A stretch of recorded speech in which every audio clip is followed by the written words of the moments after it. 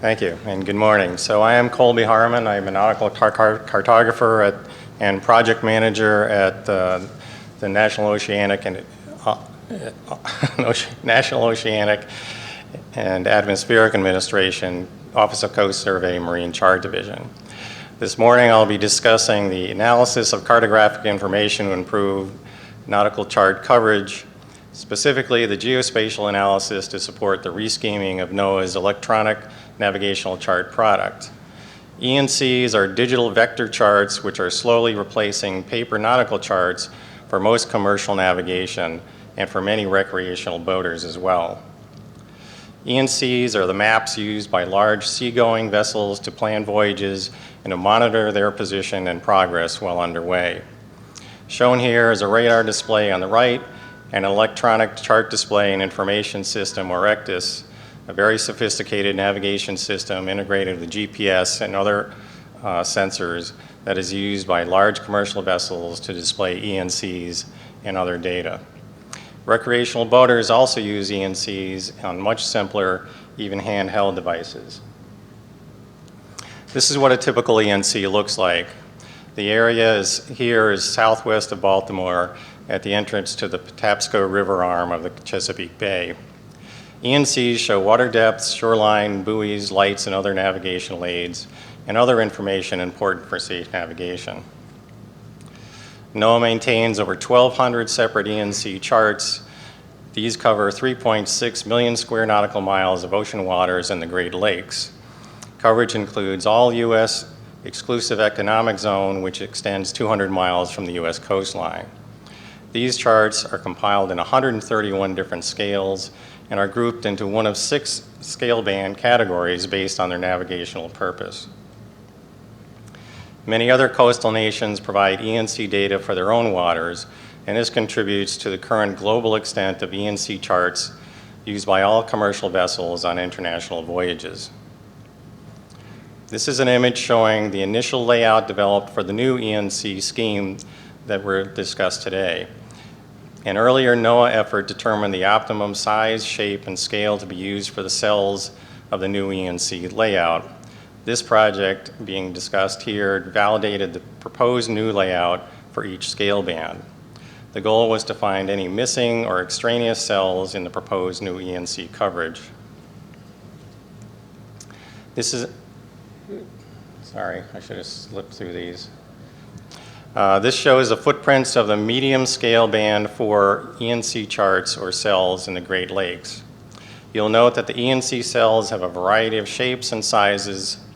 This is a legacy of the ENCs being digitized from paper nautical charts in the same variety of shapes and sizes in the early 1990s. ArcMap shapefiles of the footprints of the existing ENC cells are one of the type of data used for the validation of the new ENC scheme. To bring some order to this pile of puzzle pieces and to improve the quality and consistency of the NOAA ENC product, a new scheme or layout of ENC footprints was proposed.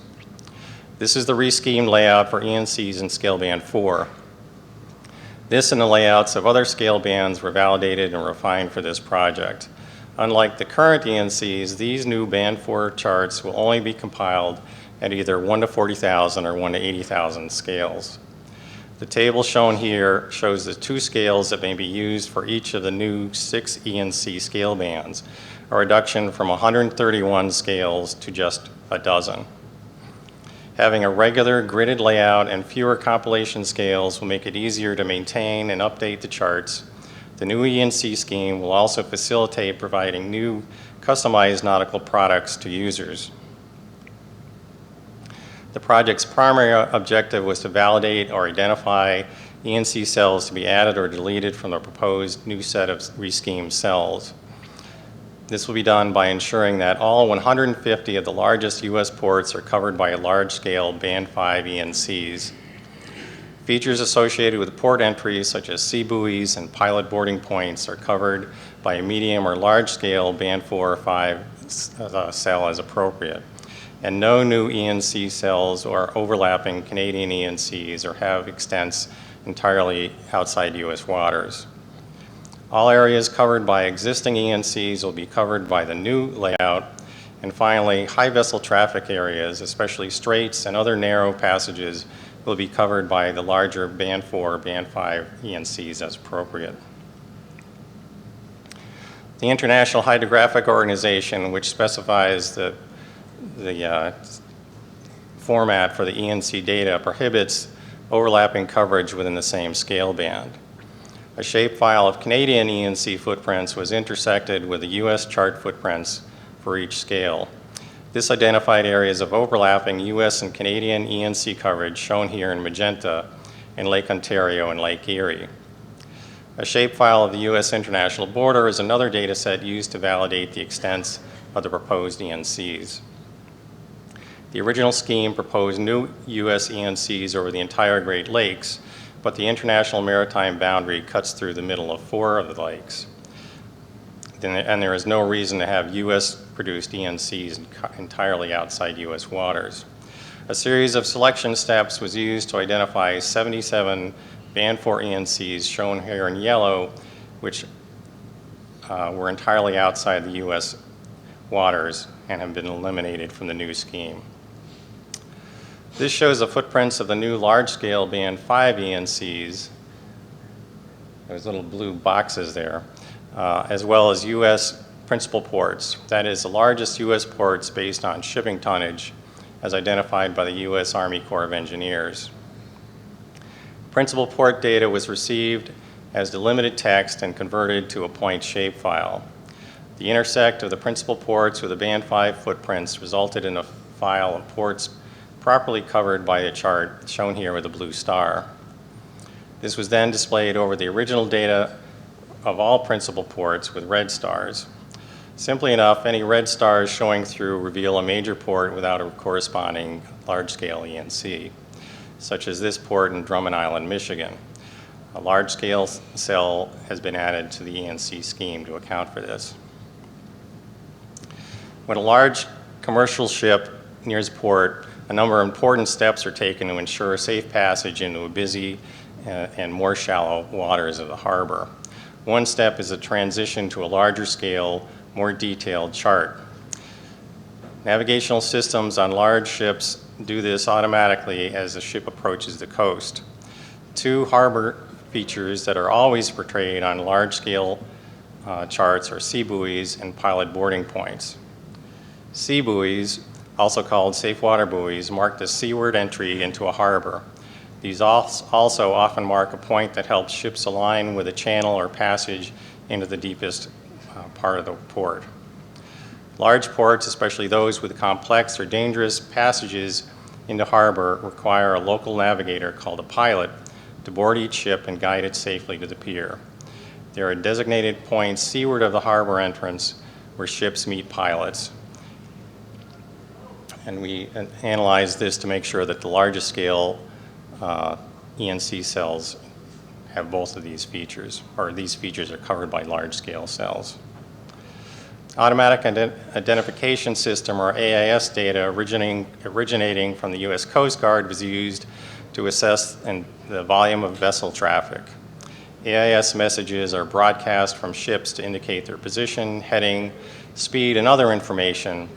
This helps ships underway be aware of each other, but the data can also be gathered to analyze vessel traffic patterns. These AIS messages were processed to create geotiff files that hold counts of the number of ships crossing into 500 square meter raster grid cells. Heat maps were created to show the relative vessel traffic volume. This was used to identify high traffic areas in which ENC coverage may have needed to be expanded. The red tracks here, if I can find my mouse.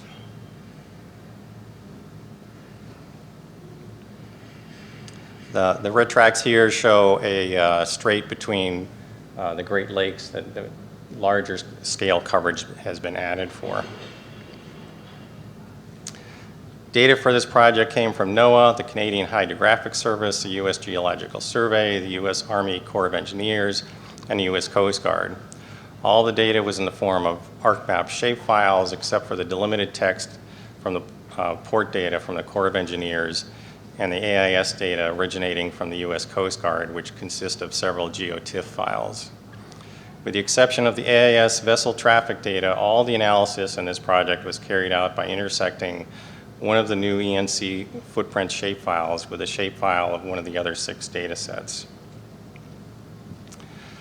I'm especially grateful to Guillaume Auclair's previous work that helped define the optimum ENC cell sizes and scales for the new layout, and Dr. Shahak Pari's work to establish the new ENC scheme. The analysis of the proposed new ENC scheme has eliminated many unnecessary ENC cells in the proposed layout and the addition of new coverage that was missing. When completed in the next 5 to 10 years, the new NOAA ENC scheme will replace existing hodgepodge of 1,200 ENC cells with consistent, higher quality, larger scale gridded ENC coverage comprising over 9,000 ENC cells. Are there any questions? Yes, sir. How do you make the decision between which scale to use within a band? So I noticed within a band 4, you've got 2 scales, the 40,000 and 80,000. What determines the scale, and how does that alter the map in terms of size or position? Right. So in the 200-year history of NOAA, there has been a variety of cells, as I said, developed as 131 different scales. So initial analysis is we take the existing data and match it to the closest to one of those 2 scale bands. There may be some decisions if it's in between somewhere that we decide areas with less traffic maybe don't need the higher scale, larger scale coverage. So there's sort of a philosophy, but not a real, standard procedure. So. Can I make a comment about that? Yeah. One of the considerations is the cell size is also the content of the handling. ENCs are limited to 5 megabytes. So the size also limits how much detail you can provide on a given geographic application. At the end of the day, that data is on the ship. More than 5 megabytes is more. So that's another consideration. Size of ENCs. It's a really interesting history. Yeah, so we do, the new scheme has standard size cells, but we are cognizant that if the data gets dense enough, we may have to chop some of those in half. So that's part of the way forward. All right, thank you.